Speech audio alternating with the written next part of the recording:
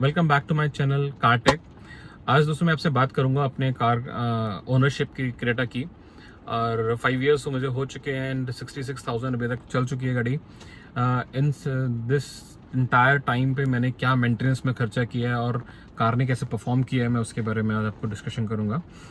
तो अगर मेंटेनेंस की बात करें तो गाड़ी ने मुझे जब स्टार्टिंग में मैंने कार ली थी और उसके बाद मैं सर्विस सेंटर पे गया था, तो एक मुझे वहाँ के सर्विस सेंटर के मैनेजर से बात हुई थी।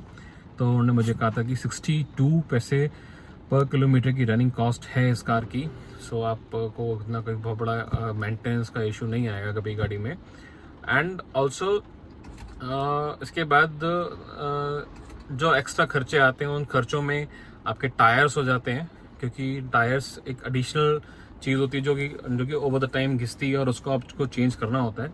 तो वो एक एडिशनल पार्ट होता है, तो उसको हम वो मेंटेनेंस में काउंट वो लोग नहीं करते हैं। तो अगर टायर्स को हटा दें तो इसकी जो मेंटेनेंस है वो वाकई में 60 टू 70 और 80 पैसे की आसपास ही आती है। 1 रुपये से ऊपर कभी भी नहीं जाती है। मतलब मैक्सिमम अगर हम लेके चलते हैं, we are driving a car which is of 14 और 15 lakhs, और उसकी जो सर्विस कॉस्ट है वो सिर्फ और सिर्फ 1 रुपये है। तो अपने आप में बहुत ही नॉमिनल कॉस्ट है, रनिंग कॉस्ट है गाड़ी की। और गाड़ी आपको बहुत ज़्यादा फीचर्स भी ऑफर कर रही है एंड साइज़ भी कार का बड़ा है, और उसके बाद आपको कंफर्ट भी है एंड एक एसयूवी इंस्टेंस भी है इसका।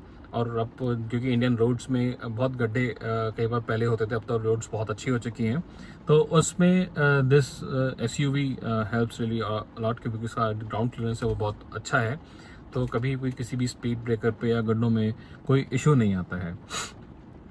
इसको लिए हुए मुझे ऑलमोस्ट 5 इयर्स हो गए हैं, और इसमें मैंने अब तक जो खर्च किए मैं आपको अभी साइड में स्क्रीन पे दिखाता हूँ कि कितना इसमें एक्सपेंसेस आया है।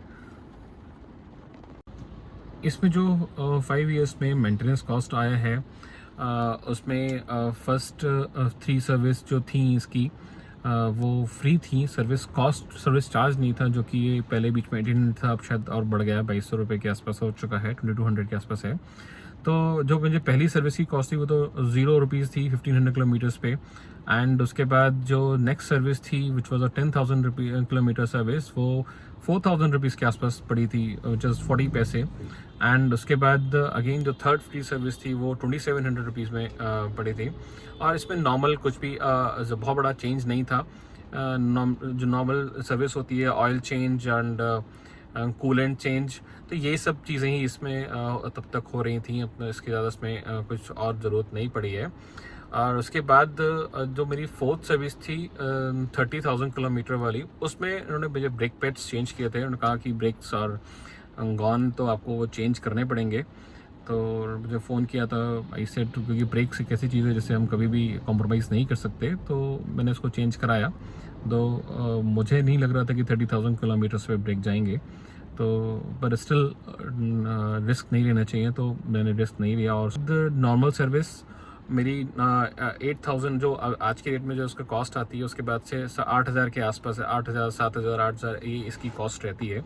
इससे ज़्यादा कॉस्ट नहीं आती, जिसमें मैं इसमें एसी फ़िल्टर, एयर फ़िल्टर्स वगैरह सब चेंज कराता हूँ, सो दैट क्योंकि 10,000 किलोमीटर्स हो जाते हैं गाड़ी को। और अब आपको एक एसी फ़िल्टर, जब आप एसी जैसे कार का हर टाइम ऑन रहता है, तो उसमें फ़िल्टर में कहीं ना कहीं डस्ट आती है, हम उसको क्लीन भी कर सकते हैं। पर अगेन क्लीन करने के बाद 1,000 किलोमीटर, 2,000 किलोमीटर चल जाएगा, फिर हमें चेंज कराना पड़ेगा। तो it's better to do it the service centre only, कि एक बार में 10,000 किलोमीटर्स पे आपको सारी चीज़ें हो जाएं। So it is always good कि आप वहीं पर एयर फिल्टर, एसी फिल्टर सब चेंज करा दें। I know that's very costly, अगर हम बाहर से कराएंगे तो सस्ता पड़ता है, बट क्वालिटी मैटर्स। और क्योंकि मार्केट में हमें नहीं पता क्या मिल रहा है, कि OEM के नाम पे वो ओरिजिनल भी है या नहीं है, या क्या उसकी लाइफ है प्रोडक्ट की, ये नहीं पता चलता। तो अगर आप गाड़ी चलाते हैं और कि 10,000 किलोमीटर्स पर मंथ भी आप ड्राइव कर रहे हैं, तो आई थिंक एक साल में हमें इतना मेंटेनेंस हम दे सकते हैं कार का, अगर हम ओन कर रहे हैं क्रेटा को, जो कि अच्छी खासी प्राइस टैग के साथ आ रही है।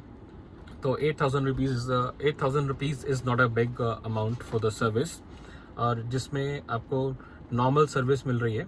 और साथ में मैंने बीच में रनिंग रिपेयर भी कराया था, जब मुझे लगा कि क्लच हैवी हो गया है, तो मैंने उसमें क्लच चेंज करा दिया। अभी क्लच चल सकता था, क्लच में कैसा कोई इशू नहीं आया था, प्लस क्लच पेडल हार्ड हो गया था, इसलिए मैंने उसको क्लच को चेंज कराया। बहुत ज़्यादा नहीं, बट हाँ था हार्ड, मुझे हार्ड लग रहा था, तो मैंने उसको चेंज कराया और वो 12,000 रुपीज़ की उसकी कॉस्ट आई।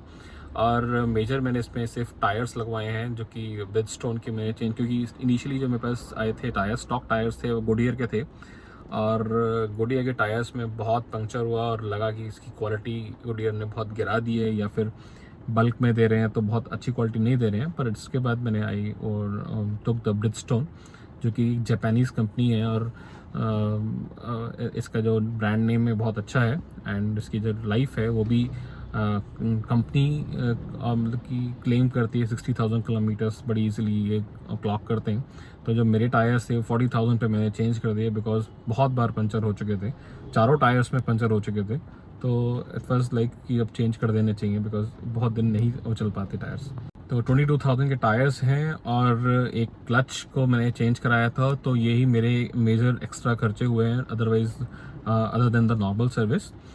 और इसके अलावा अब एक एसी में थोड़ा सा इशू आया है कि अगर मैं इग्निशन ऑन करता हूँ और उसके बाद एसी ऑन हो जाता है तो वो चलता रहता है, अगर बीच में मैंने ऑफ़ किया तो वो फिर वो ऑन नहीं हो रहा है। तो जो स्विचिंग इशू है वो कुछ एक सर्विस सेंटर से मैंने डिस्कशन किया तो उसने कहा था कि सर एक स्विच इसका हो सकता है ख़राब है जिसकी कॉस्ट 2,500 आएगी और अगर आप चाहें तो उस पूरे का एसी की सर्विस करा लें टोटल 5-6,000 के आसपास का खर्चा आएगा। सो अभी तब तक सर्दियाँ आ चुकी थी तो इतनी कोई रिक्वायरमेंट थी नहीं, तो most probably I will do it in March और इन अप्रैल या फिर नेक्स्ट सर्विस जब भी आएगी तो मैं उसमें उस प्रॉब्लम को रेक्टिफाई कराऊंगा। तो वो मेरा एक एक्स्ट्रा खर्चा मुझे लगा 5-6 हज़ार का वो है, वो आएगा other than the normal service. और ब्रेक स्पेड को ऑलमोस्ट अभी 46,000 हो चुके हैं, तो हो सकता है कि हाँ 3-4 हज़ार बाद वो ये भी कहेंगे ब्रेक पेड्स भी अब चेंज का 36,000 हो चुके हैं, हो सकता है वो कहेंगे ब्रेक पेड्स भी कहीं वर्न आउट ना हो गया तो वो एक अलग खर्चा हो सकता है। तो नेक्स्ट सर्विस मुझे लग रहा है कि अराउंड 17 to 18,000 जाएगी because of these major things. So if you like the video, please like, subscribe and share.